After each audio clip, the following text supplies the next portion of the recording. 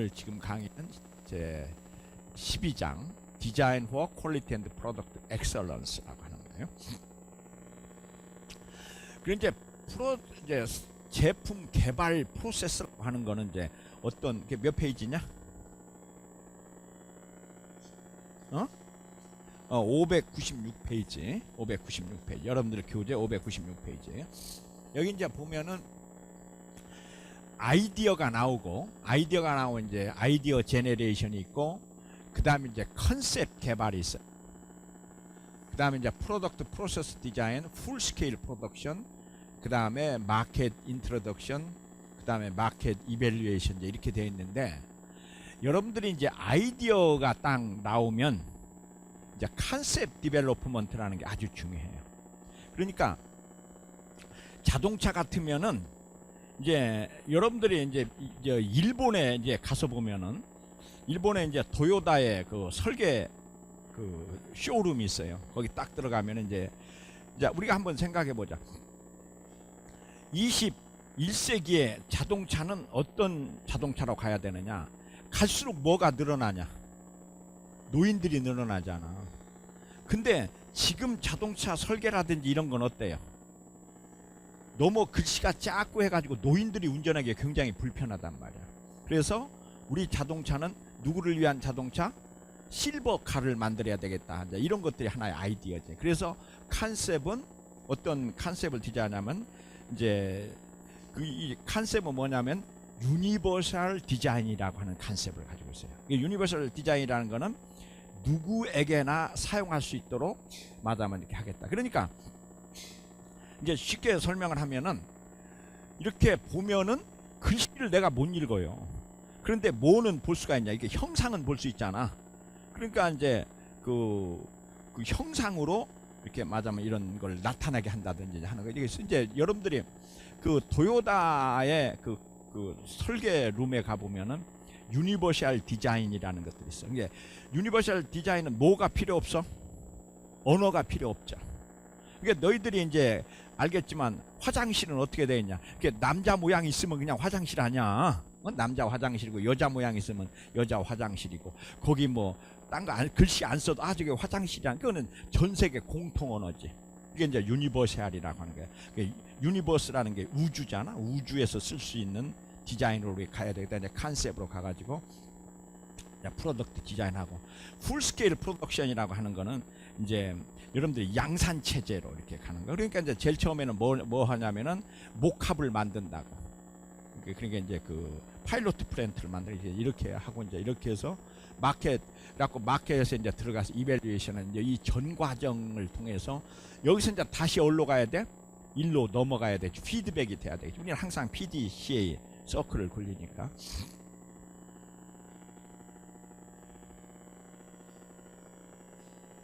여기서 이제 가장 중요한 거는, 가장 그 대표적인 심각한 그 장애 요소는 뭐냐?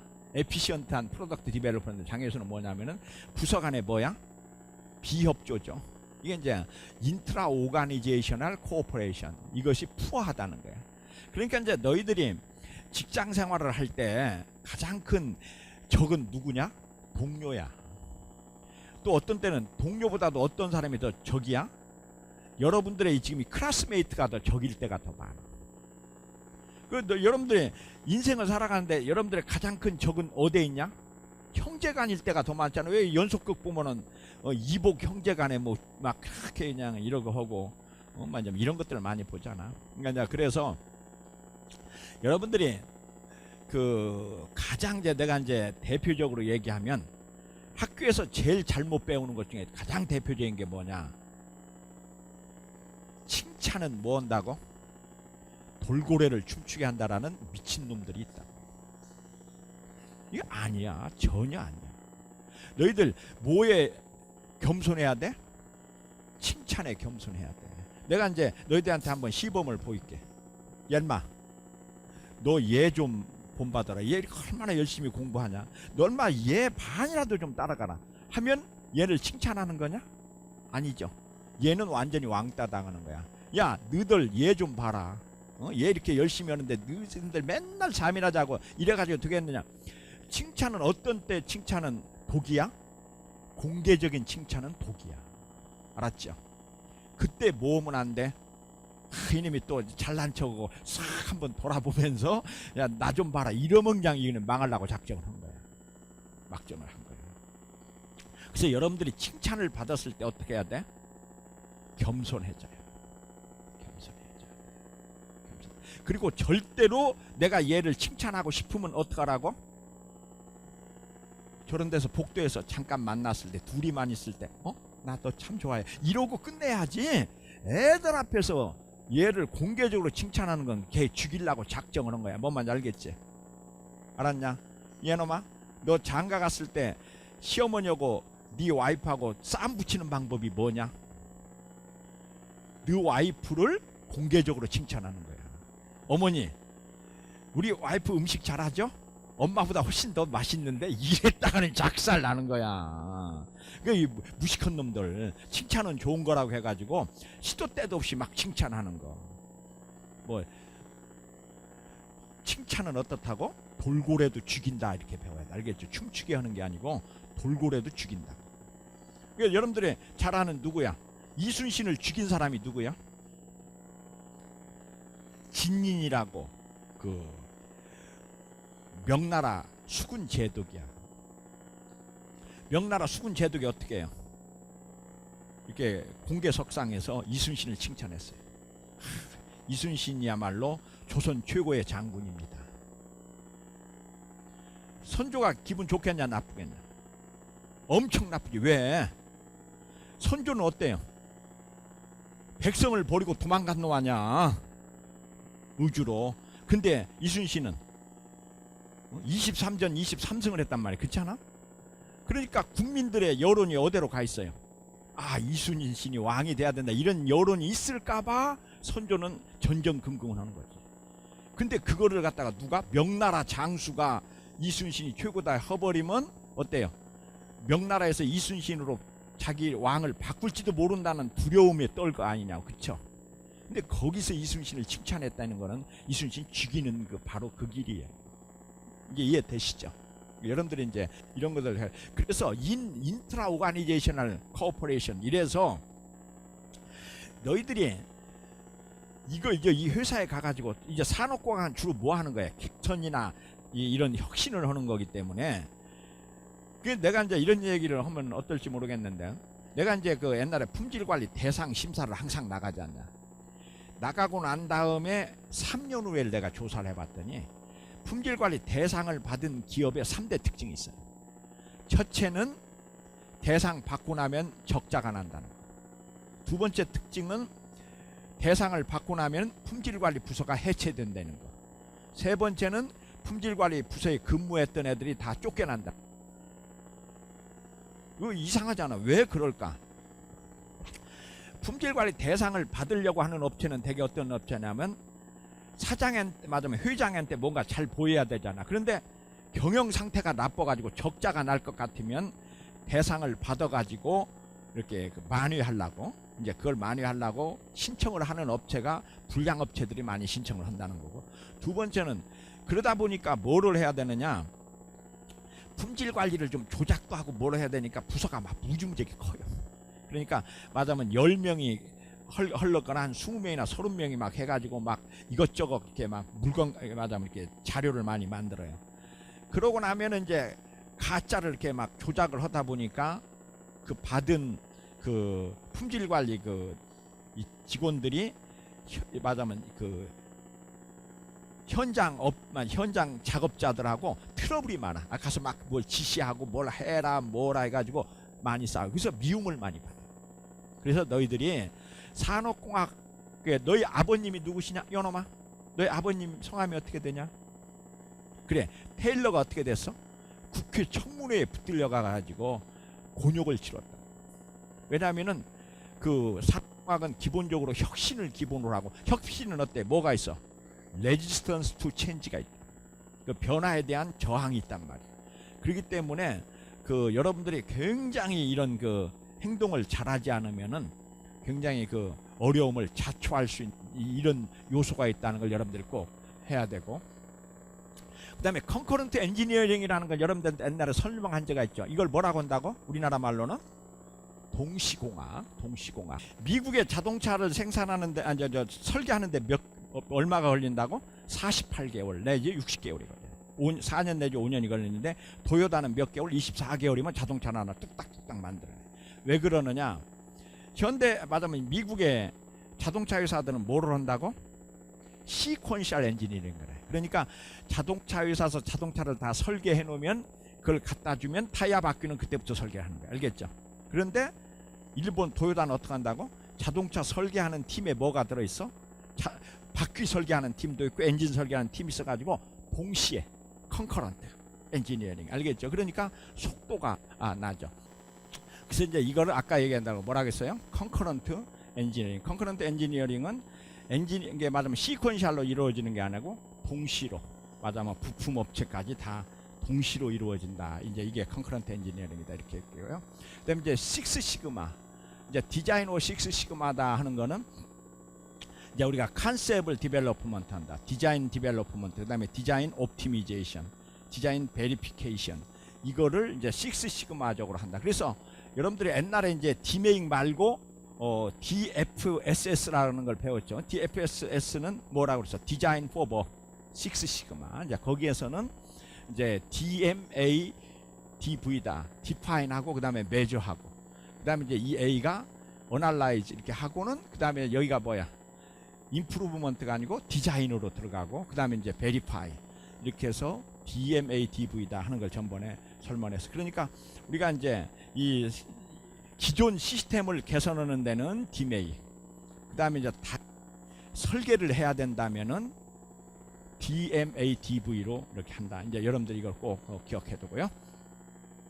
그래서 이제 전번에 얘기한 대로 전번 시간에 이거는 대충 조금 설명했는데 디자인 후 식스 시그마다. 그래서 여기서 제일 처음 이제 디파인을 한 다음에 뉴 프로세스냐 아니다. 그러면 측정하고 분석하고, 그 다음에 네 디자인을 해야 되느냐 아니다 하면은 임프루브하고 컨트롤. 그래서 이렇게 간 거를 디메이기라고 하고, 전번에 이제 이렇게 간 걸 디메이기라고 하고, 그 다음에 뉴 프로세스를 해야 된다면은 아답트로 가고, 그 다음에 디자인을 하고, 그 다음에 여기서 옵티마이즈를 하고 베리파이 하면은 이렇게 하면 DADOV고, 이렇게 가면 DOV고, 그 다음에 여기서 뉴 프로세스는 아닌데 네 디자인을 해야 되면은 이렇게 해서 DMA 맞으면 DV 이렇게 해서 이렇게 간다. 이렇게 해서 맞으면은 그 세 가지가 있다. 그렇게 했고, 여러분들이 디메이크는 어느 회사에서 개발했다고? 모토로라. 그 다음에 이제 그 나머지 두 개는 어디서 개발했어요? 제너럴 일렉트릭에서 개발한 거다. 이제 요 두 개는 제너럴 일렉트릭에서 개발한 거고, 요거는 모토로라에서 개발한 거고. 자, 그러니까 다시 1세대 6시그마는 어디서 하는 거? 제조업체의 공장에서 하는 게 1세대고, 그 다음에 2세대는 제조업의 본사에서 하는 게 2세대고, 그 다음에 제조업의 연구개발부서에서 하면 3세대, 또는 서비스 업체 쪽에서 하면은 3세대. 알겠죠? 그러니까 3세대는 둘로 갈라지지. 그래서 이제 요새는 디메이크보다는 이제 말하면은 연구소사는 DFSS가 더 많이 쓰여요. 이게 연구소. 그러니까 옛날에는 6시그마를 주로 제조업의 생산 부분 공장에서 많이 썼는데, 요새는 6시그마를 어디서 많이 쓰냐면은 국가기관, 그 다음에 또 그 서비스 업체. 그래서 오늘 숙제는 이렇게 여러분들 이제 뭐를 하냐면은 우리나라에서 식스 시그마를 이렇게 지금 이렇게 쓰고 있는 업체들을 한번 이렇게 쭉 조사하는 거예요. 알겠죠? 이제 가장 대표적인 게 말하면 뭐 삼성생명, 삼성카드, 또 예를 교보생명, 이런 그 서비스 업체들이 참 많이 해요. 그 다음에 이제 정부로 얘기하면은 우정사업부라든지 또는 철도공사라든지 뭐 이런데, 이게 옛날에는 삼성전자나 금성사나 이런 그 전부 그 제조업체 공장에서 많이 썼는데 요새는 이제 3세대로 들어가니까 주로 서비스 업체에서 많이 써요. 그래서 이제 여러분들이 그러니까 여러분들이 아까 얘기한 대로 이 책은 몇 년 전에 나온 거야?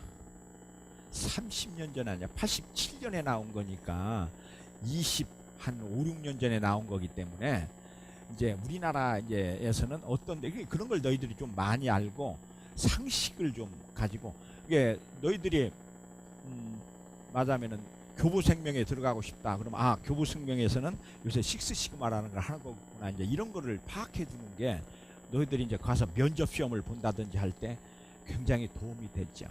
알겠죠? 그래서 한번 그런 걸 이렇게 찾아. 이게 뭐 크게 힘들지 않고 인터넷에 들어가서 그냥 검색창 두들기면 나오는 거니까. 그래서 자 다시 여기서 이제 DFSS라고 하는 거는 뭐냐? 개념, 상세 설계, 프로토타입, 생산, 서비스 이렇게 쭉 나갈 때 디메이크는 요 뒷부분에서 많이 쓰고, 맞으면 이렇게 이제 생산이나 서비스 쪽에서 많이 쓰고, 그다음에 DADOV는 요 앞에 부분에서 많이 쓰고, 요 중간 부분에는 DMADV가 이렇게 쓰이고, 이렇게 이제 되어 있다. 이렇게 여러분들이 생각하시면 돼요. 알겠죠? 그러니까 요거는 처음부터 공정 설계를 하는 거라고 그랬죠? 요거는 공정을 재설계하는 거, 리디자인 쪽이고, 요거는 공정을 안 건드리고 맞으면 개선하는 거다. 이제 이렇게 해서 요 세 개를 여러분들이 구분하시면 됩니다. 그래서 이제 아까 얘기한 대로 그 식스 시그마와 같이 이제 이 DFS의 툴들이라고 하는 거는 거의 이제 비슷하다.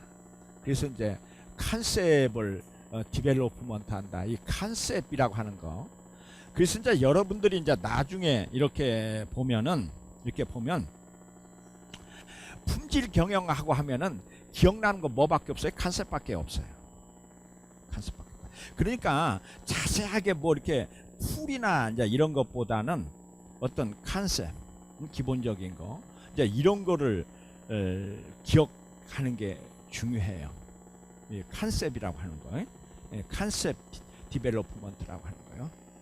그래서 어떤 상에 이제 쌓이면은 컨셉을 창조를 하고, 그다음에 기술 개발, 그다음에 생산 기술, 시장 개발 이렇게 이제 빙빙빙빙빙빙 돌리면서 이게 이제 발전돼 나가는 거죠.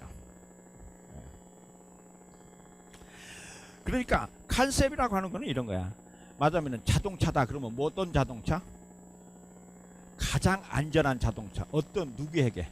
실버에게 가장 안전한 자동차. 이걸 개발하겠다. 이런 게 컨셉이죠. 그래서 이제 그것이 있어야 그 나머지 디테일한 건 설명을 안 해도 그 설계하는 사람들이 노인 양반들이 불편해할 건 뭐가 있을까 이렇게 생각하면서 설계를 할 수 있다. 그러니까 뭐를 해야 돼? 자판도 어때야 돼요? 가능하면 글씨를 안 쓰고 크게 해야 되고, 맞으면 이제 노인 실버 자동차다.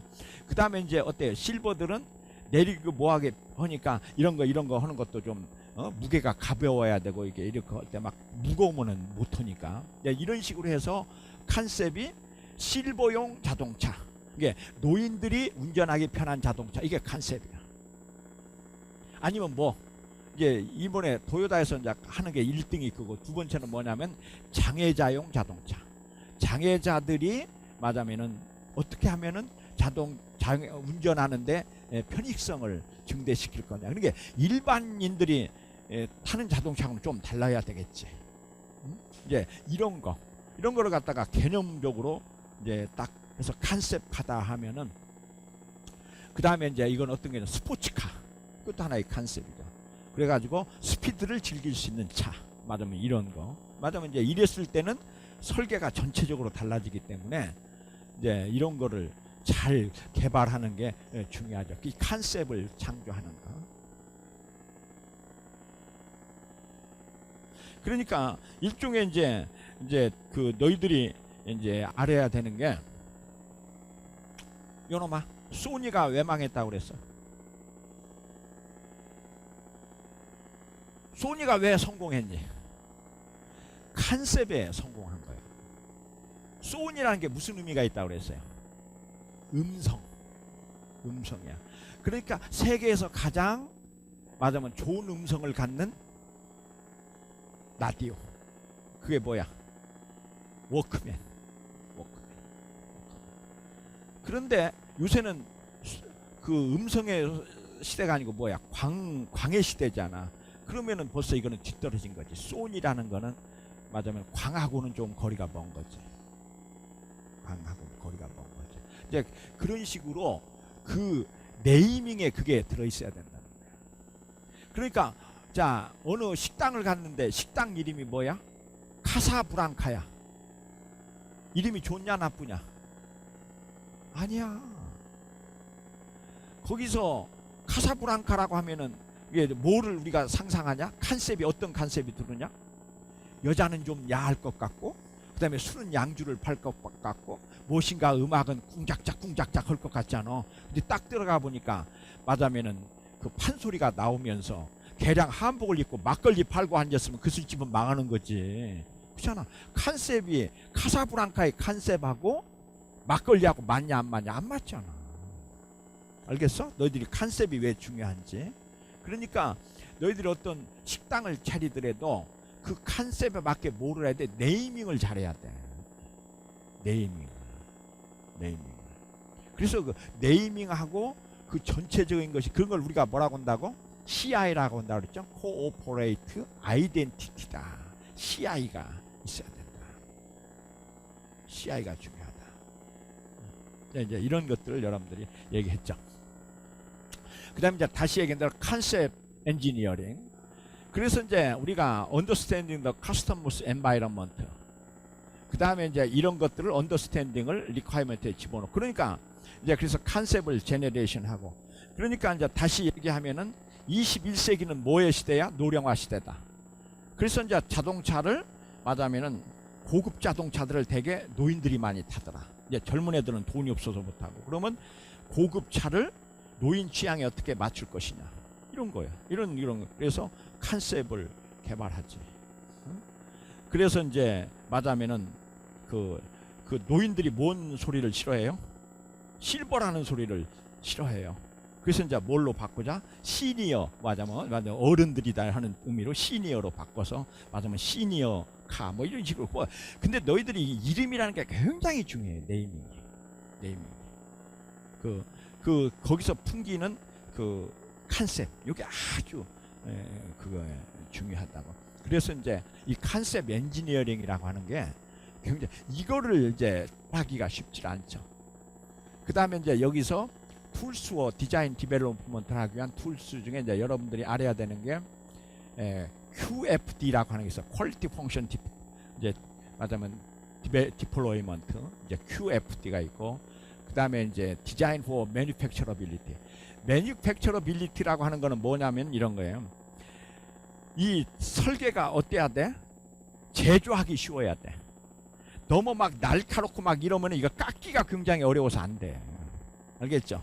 그래서 이제 이 매니팩처러빌리티라고 하는 거, 이게 제조하기 쉬워야 된다라는 거고, 그 다음에 이제 디자인 엔바이러먼트 앤드 더 디스어셈블리, 그 다음에 디자인 엑셀런스, 맞아 수월성 설계, 그 다음에 이제 타겟 앤드 토러런스 디자인. 토러런스라고 하는 것들이 이제 뭐가 이제 토러런스냐면은 예를 들어서 이제 자 뭐를 100cm로 만들어라 이렇게 했어요. 그랬는데 99서부터 101까지는 합격이다 이제 이렇게 얘기잖아. 그랬을 때 102에서 99를 뺀 2라고. 여기서 여기까지가 토러런스야. 알았죠? 토러런스라는 건 여유. 근데 이거는 이제 우리가 공차라고 불러. 토러런스는 한국말로는 뭐라고 한다고? 공차. 그 다음에 얼라원스라고 하는 거는 뭐냐? 여기서 여기까지가 얼라원스는 1이지. 알았죠? 얼라원스는. 그런데 이제 만일 여기는 얼라원스는 이건 보고, 얼라원스는 상방 얼라원스는 얼마야? 여기서 1이고 여기서 상방은 2고 이렇게 되죠. 얼라원스하고는 허용차. 자 다시 토러런스는 뭐라고 부른다고? 공차. 공식적으로 허용한 이 차이야. 공차. 그 다음에 허용차라고 하는 거는 허용을 하는데 그러니까 여러분들이 이제 이걸 착각을 일으키는데, 얼라원스는 이 중심으로부터 이 밑에까지, 그 다음에 말하면 상방 이제 상한 규격에서 중심까지 이렇게 빼서, 하나는 이거는 하방 규격이라고 그러고 이건 상방 허용차라 그래. 그래서 요 놈은 100에서 99를 빼니까 1이고 요쪽은 2고, 그러니까 조금, 특히 너희들 그렇지 않냐, 옷이라는 게 그런 거잖아. 좀 큰 거는 좀 여유 있게 커도 되고 작은 거는 아주 잘 맞아야지. 그러니까 하방 허용차는 좀 작고 상방은 좀 클 수가 있죠. 그렇죠? 이런 걸 이제 allowance라고 그래. 여러 영어로 allowance하고 tolerance를 구분할 줄 알아야 돼요. 이런 거 설거를 잘해야 된다. 타겟은 100이 타겟이고, tolerance는 이렇게 공차, 이렇게 조금 여유 있게 주는 거.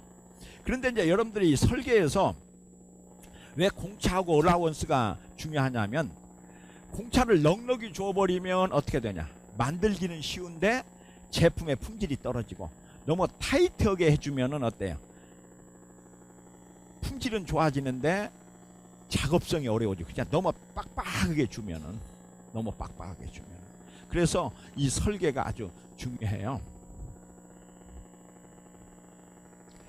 그 다음에 이제 여기서 중요한 게 뭐냐면은, 이 베이직 펑션 디자인 인발브 뭐를 포함하냐면은 translating customer requirement into measurable technique. 이게 이제 중요한데, 이게 이제 뭐냐면은 소비자가 그래요.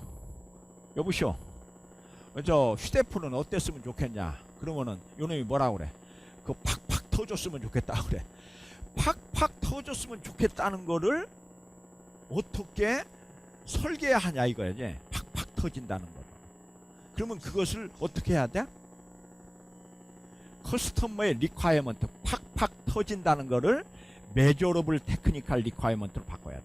그러면은 맞으면 전화를 건 다음에 1초 만에 반응을 되도록, 리스폰스 타임이 1초였으면 되겠다. 이런 식으로 바꿔야, 이게 측정 가능한 변수로 바꿔야지. 요놈아, 어떤 여자가 좋냐? 마음씨 좋은 여자요. 이걸 어떻게 바꿀 방법이, 마음씨 좋은 여자를 어떻게 해? 그러면 이 얘들 중에 누가 제일 마음씨가 좋은 여자냐? 이거를 뭘로 바꿔야 돼? 메저러블 펑션으로 바꿔야지. 어떤 여자? 점심밥값을 반은 내는 여자. 뭐 이제 이런 식으로 하면은 이게 좋은 여자로 바꾸지. 알겠죠? 뭐가 가능해야 된다고? 메저러블 펑션으로 바꿀 수 있어요. 메저러블. 이 측정 가능한 걸 바꿔야 돼. 그래서 나온 것이 뭐냐면 퀄리티 펑션 디플로이먼트라고 하는 거예요. 이것이 뭐냐면은 품질 기능 전개다 하는 거예요. 퀄리티 펑션 디플로이먼트. 퀄리티 펑션 디플로이먼트. 그래서 테크니컬 리콰이어먼트를 부품 캐릭터리스틱스로, 그 다음에 프로세스 오퍼레이션스, 그 다음에 퀄리티 플래너로, 이렇게 이런 거를 우리가 또 뭐라고 하냐면 퀄리티 하우스라고 그래. 집같이 생겼다 해서 품질집, 퀄리티 하우스라고 그래. 퀄리티 펑션 디플로이먼트를. 그래서 QFD라고 하는 거는 이제 이거 하는데, 그래서 하우스 오브 퀄리티, 퀄리티 하우스, 하우스 오브 퀄리티라고 그러는데, 여기는 뭐냐면 VOC가 들어가요. 커스터머의 목소리가 들어간다. 보이스 오브 커스터머가 들어가요. 그러면은 보이스 오브 커스터머는 뭐냐? 예를 들어서 강의를 어떻게 해줬으면 좋겠느냐? 알아듣기 쉽게 좀 해주세요. 알아듣기 쉽게 좀, 또는 좀 목소리를 좀 크게 해주세요. 그 다음에 학생한테 반말하지 마세요. 뭐 이제 이런 식으로 애들이 할 거라고. 지가 교수라고 막 학생들한테 반말하면 되냐고, 뭐 이런 식으로 이제 이런 식으로 막 하거든. 중간 중간에 질문해가지고 사람 곤욕스럽게 하지 마세요. 뭐 이제 이런 식으로 쭉 나올 거라고. 그러면 이제 여기서 테크니컬 리콰이어먼트 이걸 바꿔줘야지. 그러면은 교수의 목소리의 데시벨. 그러면 이제 그 강의를 뭐 30데시벨로 해달라든지 이런 식으로 해야 메저가 되니까. 그러면 이제 여기다가 뭐를 하나 설치해야 돼? 데시벨기를 설치해가지고 교수의 목소리가 몇 데시벨인지, 그래갖고 교수 평가할 때 맞으면 데시벨이 작은 교수는 쫓아낸지, 먼저 이런 식으로 해야 되잖아. 이런 식으로 해서 이쪽은 뭐라고? 테크니컬하게 메저러블 메저로 바꿔요. 그래서 요 품질 특성치를 대용 특성치로 바꿔가지고 릴레이션스 매트릭스로 만들어야 된다. 그래서 맞으면은 이제 이건 웃기는 얘기지만, 교수가 될 사람들은 논문 심사만 하지 말고 뭐 해야 된다? 목소리를 테스트해 가지고 적어도 40대 데시벨이 나오는 교수여야 된다. 이렇게 아니 지금 내가 이제 너희들한테 뭐만 알겠죠. 그래서 너희들 어떤 교수들 보면 뭐 같대요. 그냥 죽어가는 개미 목소리를 얘기해가지고 학생들이 들을 수도 없는 교수들 많잖아. 이러면 안 된다는 거지. 이제 이래서 여기다가 이제 메저러블 테크니컬 리콰이먼트를 만들어 가지고 여기서 이제 커스터머 리콰이먼트 프라이어리티, 여기서 이제 이 보이스 중에서도 가장 중요한 게 뭐냐, 이제 목소리는 별로 중요하지 않고 이 교수가 실력이 있어야 된다, 또는 뭐야 준비를 좀 많이 해야 된다, 뭐 이런 것들 여기다 넣어서 그 다음에 이제 이거를 경쟁적인 평가를 해가지고 이렇게 하는 거를 우리가 말하자면은, 그래서 이제 building the house of quality, 이게 이제 아주 중요한데, 그래서 이제 아까 얘기한 대로 제일 처음에 voice of customer를 그리고 그다음에 이제 테크니컬 리콰이어먼트를 만든 다음에 이것들의 인터 릴레이션십을 그리고 요거하고 요거의 릴레이션십 매트릭스를 그리고 그다음에 이제 테크니컬 리콰이어먼트를 그래 가지고 여기서 이제 커스터머의 프라이어리티를 계산하고 그다음에 컴퓨터 한 다음에 야 여기서 가장 중요한 게 뭐냐, 교수를 채용할 때 논문 편수냐, 예? 아니면은 맞으면 뭐 강의의 열정이냐, 뭐 이런 거 맞으면 애티튜드냐 뭐냐, 이렇게 해서 선택하는. 그래서 이제 QFD는 뭐냐면은 정성적이야 고객의 요구를 정량적인 설계 변수로 바꾸는 거, 이제 알겠지? 설계를 하려면은 정량적이어야 설계가 되니까. 이게 자동차가 쫙 빠졌으면 좋겠다, 이거는 설계를 못하지. 그러면 이제 토크를 얼마를 해야 된다, 또는 마력이 얼마였으면 되겠다, 이제 이런 식으로 말하면 6기통이었으면 좋겠다. 그 다음에 기름값이 좀 쌌으면 좋겠다를 설계하려면 뭐야? 디젤 기름을 좀 쓸 수 있는 디젤 엔진으로 해야 되겠다, 이런 식으로 바꿔야 설계를 할 거 아니야. 이게 고객들한테 물어보면은 그냥 정성적인 얘기를 한단 말이야. 아 이거 자동차가 그냥 쌩쌩 달렸으면 좋겠다. 그 다음에 그냥 스타트 할 때 그냥 쫙 빠졌으면 좋겠다. 등판 능력이 좋았으면 좋겠다, 뭐 이런 식으로 얘기를 한단 말이에요. 그런 고객들의 보이스 오브 커스터머를 어떻게 하면 설계 변수로 바꾸냐라는 그림이 뭐라고? 하우스 오브 뭐? 퀄리티. QO 맞으면 HOQ. 하우스 오브 퀄리티라고 한다. 그 다음에 이제 이 커스터머. 그러니까 커스터머 리콰이어먼트를 어떻게 이제 아이덴티파이 하느냐. 그러면 이제 프로그램 앤드 액티비티. 그래가지고 이제 여기다가 쭉 그러니까 이제 여러분들이 이런 걸 갖다가 이제 그 뭐야 이제 이 고객들을 면담하면서 이제 물어보는 거지. 저 휴대폰이 자 한번 해보자. 휴대폰 어떠했으면 좋겠냐? 그냥 빨리빨리 얘기해. 휴대폰이 기능이 많았으면 좋겠다. 그 다음에 너는 통화하자. 그 다음에 배터리가 오래 갔으면 뭐 이런 식으로 요구가 나오잖아. 그러면 이제 이거를 여기다가 이제 맞으면 그때 이거를 정리하는 방법을 뭐라고 그랬어? KJ법이라고 그랬죠. 그래가지고 맞으면 KJ법으로 해가지고 이렇게 해서 여기다 이제 정리를 해가지고 이렇게 정리를 쫙 해놓죠. 그 다음에 이제 여기다가 이제 이거를 갖다가 맞으면 프로그램 이거 뭐라고 되어 있냐? 오퍼링이라고 되어 있냐? 맞으면 이런 식으로 해가지고 has program I want 이게 이래가지고 이제 이거의 연관성 이렇게 점을 다 그려요. 그러고 난 다음에 이제 중요성, 이것은 중요성이 얼마고, 그 다음에 컨셉 맞으면 경쟁, 그 다음에 셀링 포인트 가지고 갈 거냐, 이렇게 가지고 간 다음에 이러기 위해서는 우리가 이제 마지막으로 타겟을 어떻게 해서 뭐를 어떻게 설계하는데 반영하겠다, 이제 이런 식으로 이렇게 그리는 거. 이것들 여러분들 교재 몇 페이지 했냐? 그게 606페이지서부터 609페이지까지.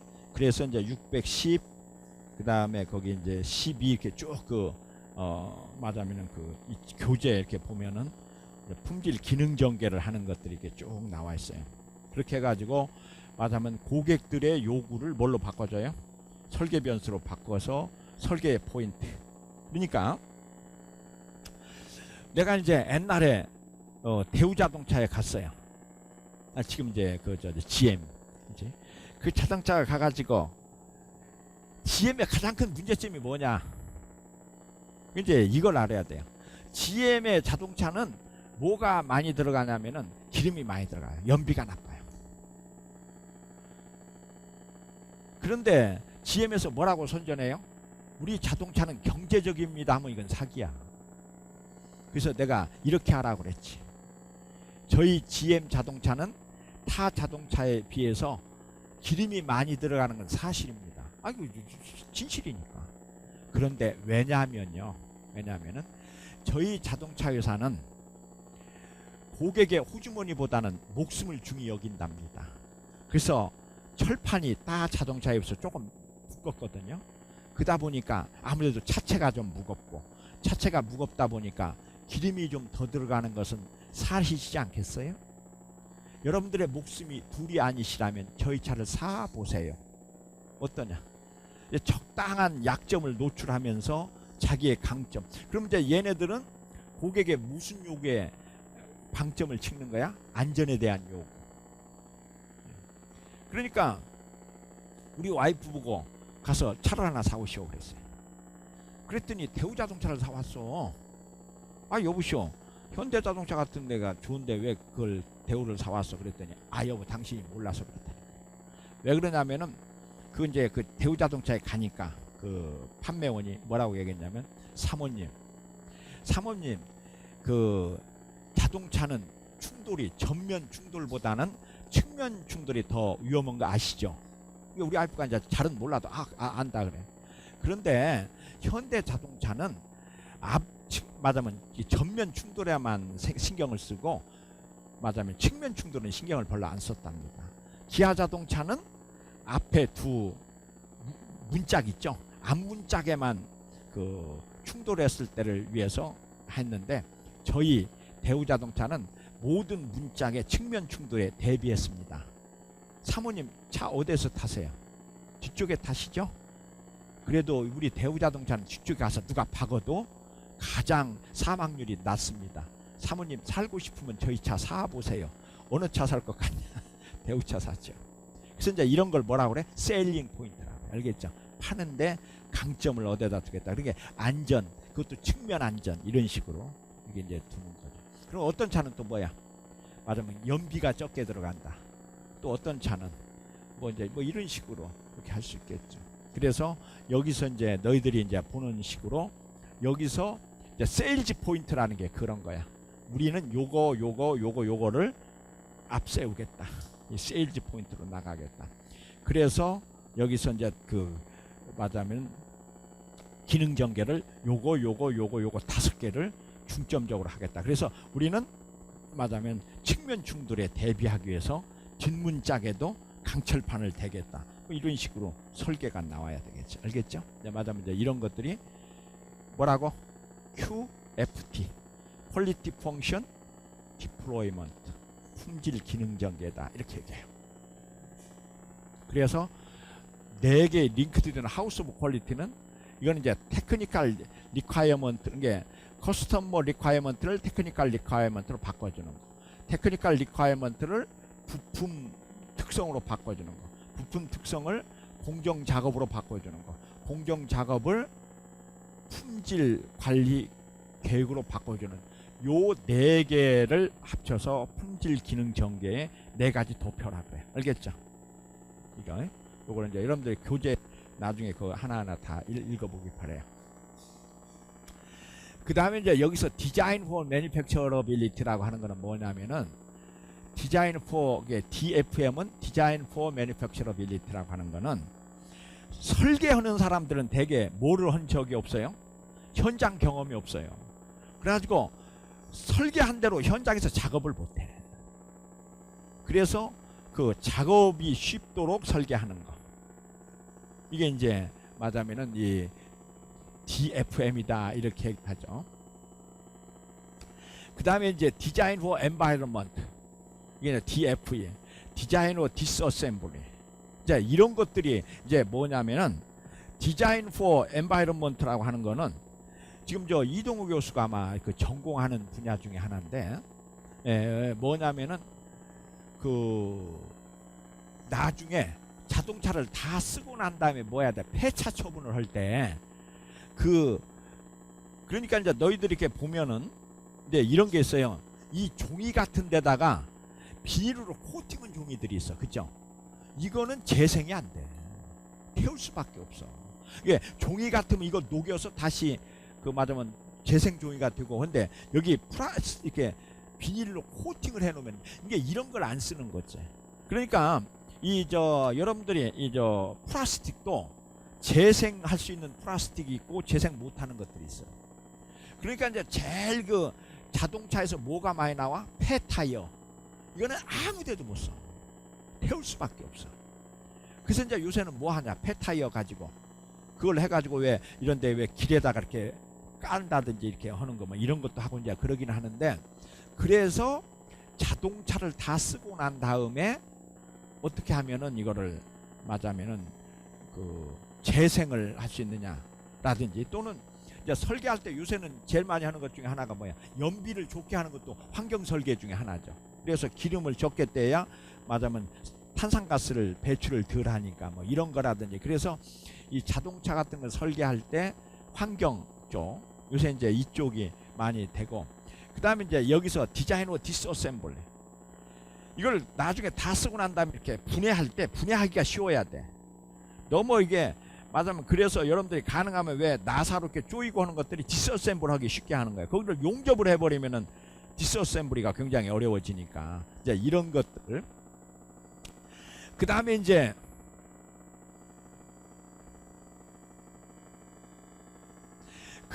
디자인워 엑셀런스라고 하는 거. 이거는 우수한 디자인, 이게 완전 수월성 디자인이라고 하는 것들이죠. 그 다음에 이제 아까 얘기한 타겟 앤드 토러런스 디자인. 여기서 이제 여기까지를 얼마를 이제 그래서 토러런스를 많이 주면은 제조하기는 쉬운데 맞으면 품질이 떨어지고, 이걸 너무 빡빡하게 주면은, 그러니까 이제 이런 거지 않냐? 내가 이제 여자 사귈 때 어떤 여자하고 사귀면 괴롭냐? 토러런스가 작은 여자는 아주 괴로워요. 너 맞으면 약속한 다음에 5분만 늦게 오면 그냥 빠이빠이 해버리고 그냥 이러면 미치는 거지. 근데 또 여자가 또 너무 수월해가지고 1시간 늦거나 2시간 늦거나 그냥 기다리고 있으면은 또 그것도 또 문제가 있는 거 아니야. 그러니까 이제 맞으면 여자도 남자에 대해서 뭐를 줘야 돼? 적절한 토러런스를 줘야지. 이게 만나기로 약속했는데 15분까지는 기다려준다. 그런데 15분 넘으면은 빠이빠이다. 그러면 얼라원스가 허용차가 몇 분이야? 15분이지. 알겠죠? 그런데 남자를 피곤하게 하는 여자, 어떤 여자? 1분만 늦어도 막 그냥 난리를 피우면 걔네들은 깨지게 되어 있어. 이게 토러런스가 너무 작으면. 이제 이런 것들이 이 토러런스 디자인이죠. 그래서 이제 노미날이라는 게 있고 토러런스라는 게 있는데, 노미날이라는 게 뭐냐? 이게 그거를 우리나라 말로 뭐라고 해야 되는지 모르겠다. 노미날이라는 거는 공식 명칭이야. 그러니까 예를 들어서 이 파이프가 1인치 파이프 하면 노미날이야. 노미날이 1인치야. 노미날이 1인치. 이게 공칭이다. 맞아. 이걸 공칭이라고. 공칭. 노미날이라는 거는 공칭. 그러니까 공칭은 맞으면 5cm 파이프. 그러면 이게 공칭이야. 5cm 파이프는 공칭이고, 토러런스는 뭐냐면은 이게 4.9에서 5.2까지는 토러런스다. 그러면 토러런스는 3mm가 토러런스지. 그죠? 맞으면은 5.2에서 4.9 이렇게 이제 준다. 그러니까 공칭은 5cm짜리 파이프고 5인치짜리 파이프고 이렇게 주는 거죠. 이걸 노미날을 공칭이라고 하면 돼요. 그래서 아이디어란 디멘전, 또는 타겟 배류. 그러니까 여러분들이 이제 뭐라고? 야, 우리 5시에 만나자 하면은 공칭 5시야. 그런데 몇 분은 여유를 줘? 15분 여유 준다 그러면 5시 15분까지는 이건 토러런스고, 토러런스고 이렇게 주는 거죠. 토러런스 디자인. 아까 얘기한 대로 이제 그래서 Tools for Design Optimization, 이제 최적화를 하는 기법 중에 뭐가 있느냐? 여기서 다구치 로스 펑션이라는 게 있다. 자, 일본의 품질 학자 중에 둘이 있는데 하나는 여러분들이 잘 아는 누구야? 이시가와 가오로. 그다음에 또 하나가 이제 다구치라는 사람이 있는데 이시가와 가오로는 국내용이고 일본 국내에서 유명하고 다구치는 미국에서 유명해요. 근데 다구치는 뭐를 한 사람이냐면은 이제 너희들이 다구치 로스 펑션이다 이렇게 이제 해놨는데 너희들이 이제 그 4학년 때 실험계획법이라는 걸 배우면 그때 실험계획법이라고 이름이 되어 있는지 품질공학으로 되어 있는지 모르겠는데 그 뭘로 되어 있냐? 실험계획법으로 되어 있냐? 품질공학으로 되어 있냐? 실험계획법의 뒷부분에 가면 다구치 메소드라는 게 나와요. 거기서 이제 그 나오니까 그때 이제 배우면 되고 그 다음에 DFMEA라고 하는 거 이제 디자인 이건 빼고 뒤에만 보면 FMEA라고 하는 거. FMEA는 뭐냐면은 이건 이제 여러분들이 꼭 기억해야 되는데 Failure Mode and Effect Analysis라고 하는데 디자인 할 때 쓰는 거를 DFMEA라고 해. 알겠죠? DFMEA 이건 이제 기억해두고. 근데 이제 그 다구치의 로스 펑션이라고 하는 건 뭐냐면은 옛날에는 어떤 생각을 했냐면은 이게 이제 노미날이야. 이게 이제 타겟이면은 아까 이제 여기서 뭐라고 그랬어요? 이제 5cm다. 얘가 5cm다. 그러면 여기는 4.9에서 5.1이면은 요때는 로우 로스고 이제 이것이 넘어가면은 하한 규격으로 못하고 상한 규격에 넘어가 버리면 로스가 발생한다고 생각을 했었던 거를 이 다구치라는 사람은 그게 아니고 조금이라도 벗어나면 조금이라도 비용이 들어간다. 그래서 로스 펑션을 이렇게 2차원으로 그린 사람이야. 그래서 정확히 맞으면은 로스가 제로고 옛날에는 정확히 맞지 않더라도 요 범위 내에 있으면 로우 로스인데 이 사람은 이렇게 된다. 그러니까 여기라도 조금이라도 벗어나면 조금이라도 비용이 발생한다는 식으로 이걸 설계한 사람이야. 그래서 이것의 옵티마이즈를 어떻게 하느냐, 갖고 최적화 설계를 어떻게 하느냐라는 것을 한 사람이 이제 이 다구치야. 그래서 이게 전통적인 비유고 다구치의 비유는 요거하고 요게 다른 거. 그러니까 다구치하고 전통적인 비유하고는 어떻게 다르냐 하면 요 그림으로 설명하면 돼요. 로스 펑션으로 설명하면 됩니다. 그래서 로스 펑션을 2차 방정식으로 해서 이게 타겟 밸류고 이게 이제 실제 하면은 요 놈에서 이걸 뺀 거에 자승으로, 그러니까 아까 이제 여기서 이렇게 해서 2차원 방정식이잖아요. 이거를 로스 펑션을 이렇게 2차원 방정식으로 정의를 해가지고 여기서 어떻게 설계하는 것이 가장 좋냐 하나는 이제 이스펙티드 로스라고 하는 거를 이렇게 정의해서 이렇게 한 사람이에요. 그래서 여러분들이 이제 이 다구치 메소드는 그 4학년 여러분들이 그 실험계획법이라는 과목을 선정하면은 다구치 메소드는 꽤 오래 제대로 배울 거라고 생각하지. 아, 요런 거구나 이렇게 이제만 하고 넘어가도록 하고요. 그 다음에 이제 DFME라고 하는 거는 뭐냐면은 DFM 이제 페일리어 모드, 그 다음에 이펙트, 그 다음에 이제 이 심각도, 그 다음에 포텐셜 클래스 오브 페일리어, 그 다음에 코렉티브 액션 오브 컨트롤 해가지고 요것을 갖다가 이렇게 하는 거고, 그 다음에 이제 릴라이빌리티 프리딕션이라고 하는 건 이제 신뢰성이다 이렇게 이제 되어 있는데, 신뢰성이라고 하는 거는 정해진 시간만큼, 그러니까 이 전구가 1000시간 내에 살아있을 확률이야. 이게 릴라이빌리티. 그런데 이제 여기는 뭐가 가져가야 되냐면은 정해진 시간, 정해진 조건. 그러니까 여기다가 이 전구에다가 지금 220V를 걸었는데 300V를 걸어버리면 금방 죽을 거 아니냐. 그래서 정해진 조건 하에서 정해진 기간 동안 기기나 이것이 살아있을 확률, 이게 릴라이빌리티야. 이게 릴라이빌리티라고. 그 다음에 이제 릴라이빌리티 이렇게 되어 있는데, 여기서 매저는 뭐냐면 페일리어 레이트야. 고장률. 그러니까 이제 이거는 이렇게 생각하면 되겠죠. 자, 이 전구를 갖다가 100개를 갖다가 이렇게 달아놨는데 10시간 동안에 30개가 나갔다. 그러면 고장률은 얼마야? 10시간에 30개가 나갔고 그 다음에 몇 개 있었어? 100개가 있었잖아. 그러니까 3000시간 동안에 몇 개가 난 거예요? 자, 다시. 자, 이렇게 해야 되겠죠? 자, 이 전구를 100개를 이렇게 달아놨는데 100시간이 딱 100시간이 딱 지났어. 그러면 총 작동한 건 몇 시간이야? 10,000시간이. 100개가 100시간을 작동했는데, 그랬더니 전구가 3개가 나갔다 그러면은 3 나누기 100개 곱하기 100시간. 이게 10,000시간에 몇 개 나간 거예요? 3개 나간 거죠. 그러면 고장률은 0.0003이겠지. 네? 0.0003이겠지. 그래서 페일리어 레이트는 넘버 오브 페일리어스고 토탈 유니트 오브 오퍼레이션 아워지. 그러니까 아까 얘기한 대로 3개를 100개 곱하기 100시간 그러면은 10,000시간 중에 3개, 이런 식으로 계산하는 거죠. 이것을 뭐라고 한다고? 페일리어 레이트라고 그러고, mean time to failure라고 하는 거는 평균. 자, 그러면은 전구가 나갈 때까지 뭐 시간, 그러니까 처음 전구는 10시간 만에 하나 나가고, 그 다음에 20시간 만에 하나 나가고, 30시간에 하나 나갔어. 그러면은 이 간격은 얼마냐?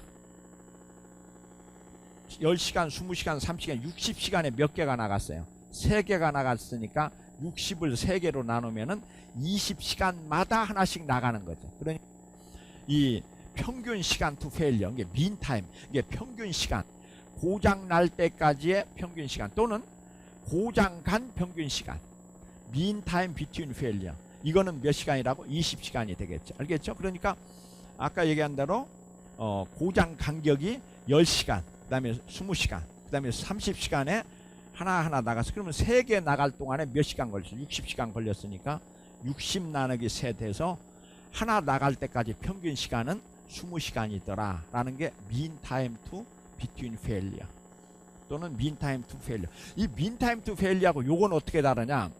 요거는 이런 거야. 이 mean time between failure는 이 전구가 10시간 위에 나갔어.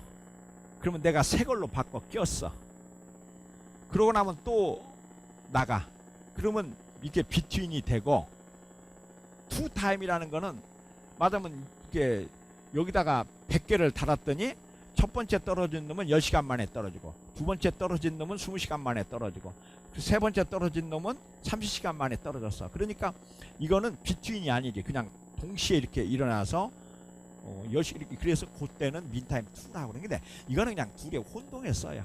이게 맞으면 어떤 사람이 꼭 이제 말 많은 놈이 구분을 하지, 그냥 보통 사람들은 민타임 투 페일리어라고도 하고 민타임 비트윈 페일리어라고도 하고.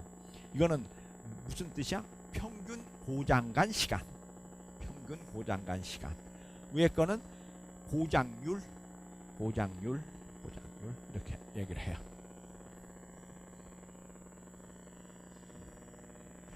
그런데 이제 여러분들이 여기서 기억해야 되는 거는, 고장률 그래프를 그리면은 이런 식으로 고장이 많이 나죠. 그러니까 이제 처음에 기계장치를 사면은 처음에 고장이 많이 나다가 점점 이게 이제 고장이 줄다가, 그 다음에 이제 이렇게 잘 나가다가 오래되면은 고장이 나가죠. 이거를 우리가 뭐라고 하냐면은 욕조 커브라고 그래. 욕조 커브. 예, 그 목욕하는 그 욕조 있죠. 그 베스트업이라고 그러는데, 이게 이제 인간도 마찬가지야. 처음에 아기를 낳으면은 잘못하면 처음에 죽이지 않냐. 그래서 이제 이런 거를 어리어 페일리어 기간이라고 그러고, 이게 유스풀 라이프라고 그러고, 이제 이걸 웨어라웃이라고 하는데, 이게 마모 고장기라고 그러는데, 그래서 요거를 우리가 이제 그래서 어떻게 해야 되냐? 요때 고장을 줄이려면 어떻게 해야 돼? 공장에서 약간은 돌려가지고 버닝이나 번아웃 시켜가지고, 그러니까 처음에 이제 이런 그저 VTR을 개발하면은 이것을 그냥 개발하자마자 팔아먹으면은 팔아서 거기서 고장 날 일이 생겨요. 그러니까 회사에서 얼마 정도 한 이틀이나 한 3일 동안 돌려가지고 이상이 없다고 판정이 되면 이렇게 팔아야 돼. 예, 그리고 그 다음에 이제 또 이게 이제 오래 두면, 그러니까 이제 여러분들이 뭐하고 똑같냐면은, 여러분들 돌잔치 했지? 요놈아, 너 왜 돌잔치 했냐? 옛날에는 애들이 언제 안에 많이 죽어? 돌 안에 많이 죽었단 말이야. 그러니까 애가 태어나도 바깥에 내놓지를 않았어. 그러다가 이제 1년 정도 살면 이제는 얘가 살았구나.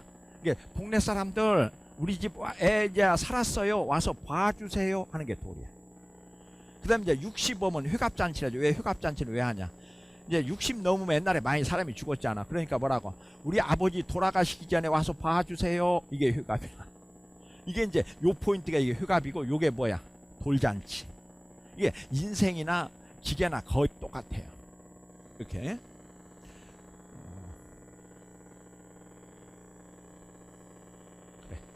그런데 이제 이거는 뭐냐면 시리즈 시스템하고 이건 잠깐만 좀 더 하자. 이 시리즈 시스템이라는 건 뭐냐면은 요렇게 있으면 여기 하나만 죽으면 전체가 다 죽지 않냐.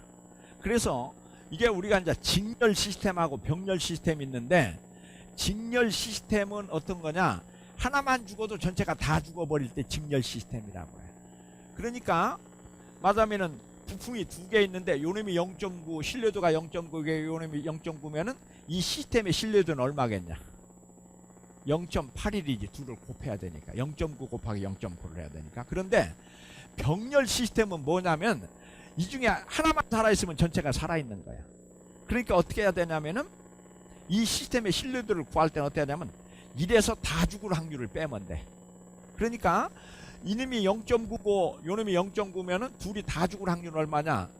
이놈이 죽을 확률이 0.1이고 여기는 0.1이잖아. 그러면 두 개를 곱하면 0.01이지. 그러니까 이 시스템이 죽을 확률은 1에서 0.01을 뺀 0.99가 나온다고. 알겠죠? 그러니까 여러분들이 이제 이거는 외워둬야 되는데, 이건 시험 문제에 항상 나오니까. 직렬 시스템은 어떻게 해야 된다? 각각의 신뢰성을 곱으로 표현이 돼. 그런데 병렬 시스템은 1에서 다 죽을 확률을 빼야 돼. 알겠죠? 그러니까 여기서 이제 이렇게 해야 된다는 얘기야. 여기서 이렇게 보면은 요놈의 이렇게 이제 두 개가 있을 때 두 개만 이렇게 한다면은 요놈이 R1이게 이게 R2잖아. 그러면 요 시스템의 신뢰성은 직렬일 때는 R1 곱하기 R2 또는 뭐 R3 이런 식으로 이 시스템을 다 곱한 거야 돼. 그러니까 하나가 0.9면 두 개일 때는 0.81이고 세 개일 때는 0.7299 점점 줄어들어요. 그런데 병렬은 다 죽어야 죽으니까 이놈이 0.9고 이놈이 0.9고 이놈이 0.9면 이 시스템은 어떻게 되느냐? 이게 다 이게 죽을 확률이 0.1, 이놈이 죽을 0.1이니까 다 죽을 확률을 이렇게 곱하면은 0.001. 그러니까 1 빼기 0.001이면 0.999가 된다고. 알겠죠? 이게 병렬 시스템은 점점 좋아지고. 그러니까 이제 여러분들이 아까 이제 옛날에도 얘기했지만, 여러분들이 인생을 살 때 맞으면은 이제 그 뭘 해야 돼? 아까 뭘 하라고 그랬어요?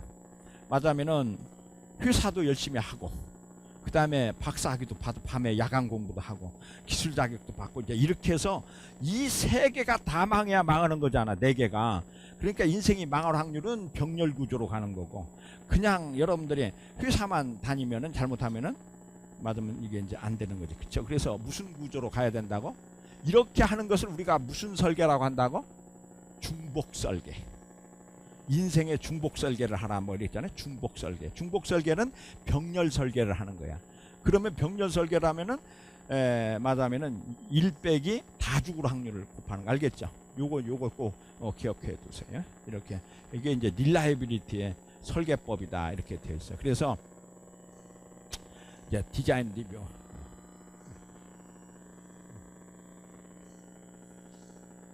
이거 이제 우리 옛날에 이거 했죠? 뭐야 이게? 그 정확도하고 뭐하고 정밀도. 이제 이게 어큐러시와 프리시전에 대해서는 설명한 적이 있고요. 그래. 오늘 거가 굉장히 길구나. 그래. 뭐 뒤는 그러니까. 그 다음에 CP 지수는 한 적이 있죠. 맞으면 이거 뭐라고 했어? 공정 능력 지수. 그래가지고 맞으면 6시그마분의 SU 빼기 SL이다. 이건 이제 이 공정 능력 지수에 대해서는 이제 얘기하는 CP는 이렇게 한다고 그랬죠.